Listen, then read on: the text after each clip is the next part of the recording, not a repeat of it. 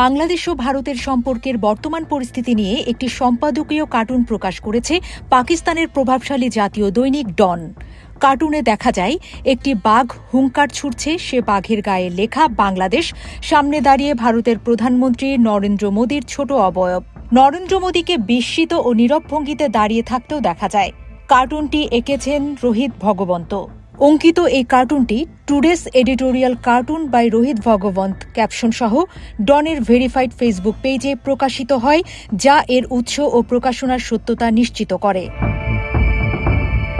এই কার্টুনটি প্রকাশের পরপরই সেটি দ্রুত সামাজিক যোগাযোগ মাধ্যমে ছড়িয়ে পড়ে, বিশেষ করে বাংলাদেশে। ফেসবুক, এক্স ও হোয়াটসঅ্যাপ গ্রুপে কার্টুনটির স্ক্রিনশট ও লিঙ্ক ব্যাপকভাবে শেয়ার হতে থাকে। বাংলাদেশের অনেক ব্যবহারকারী এটিকে দেশের ক্রমবর্ধমান আত্মবিশ্বাস, কূটনৈতিক দৃঢ়তা ও আঞ্চলিক গুরুত্বের প্রতীক হিসেবে দেখেন। বিশেষ করে তরুণদের মধ্যে এই চিত্রটি এক ধরনের প্রতীকী আত্মমর্যাদার অনুভূতি তৈরি করে, যেখানে বাংলাদেশকে আর দুর্বল বা পরনির্ভরশীল রাষ্ট্র হিসেবে দেখা হয়নি। ডনের ফেসবুক পোস্টের মন্তব্যের ঘরেও সেই প্রতিফলন দেখা যায়। অনেক পাঠক কার্টুনটিকে বাংলাদেশের দীর্ঘ পথ চলার ফল হিসেবে দেখছেন, কোনো হঠাৎ শক্তি প্রদর্শন হিসেবে নয়। বাংলাদেশি ব্যবহারকারীদের পাশাপাশি পাকিস্তানের অনেক পাঠকও কার্টুনটিকে ভিন্ন দৃষ্টিকোণ থেকে দেখেছেন। তাদের একাংশের মন্তব্যে দক্ষিণ এশিয়ার শক্তির ভারসাম্য নিয়ে প্রশ্ন তোলা হয়েছে।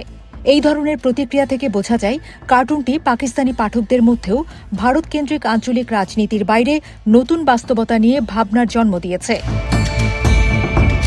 ভারতীয় ব্যবহারকারীদের প্রতিক্রিয়া ছিল তুলনামূলকভাবে মিশ্র।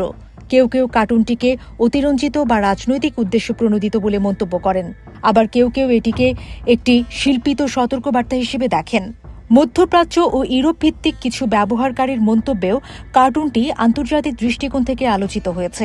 এতে স্পষ্ট হয় যে বাংলাদেশকে নিয়ে এই প্রতীকী উপস্থাপন কেবল দক্ষিণ এশিয়াতেই নয়, বরং বৈশ্বিক পাঠকদের মধ্যেও কৌতূহল সৃষ্টি করেছে। সামাজিক মাধ্যমে কার্টুনটির ভাইরাল হওয়ার পেছনে একটি বড় কারণ হল এটি কোনো দীর্ঘ লেখা বা জটিল বিশ্লেষণ নয়, বরং একটি শক্তিশালী দৃশ্যমান প্রতীক। মানুষ সহজেই এতে নিজের রাজনৈতিক অবস্থান, আবেগ বা দৃষ্টিভঙ্গি আরোপ করতে পেরেছে। ফলে কার্টুনটি সংবাদ হওয়ার আগেই আলোচনার বিষয় হয়ে উঠেছে। বিশ্লেষকরা বলছেন, ডনের প্রকাশিত সম্পাদকীয় কার্টুনটি প্রথম দর্শনে একটি সাধারণ রাজনৈতিক ব্যঙ্গচিত্র মনে হলেও গভীরভাবে দেখলে এটি দক্ষিণ এশিয়ার চলমান ভূরাজনৈতিক বাস্তবতার একটি বহুস্তরীয় প্রতীকী উপস্থাপন।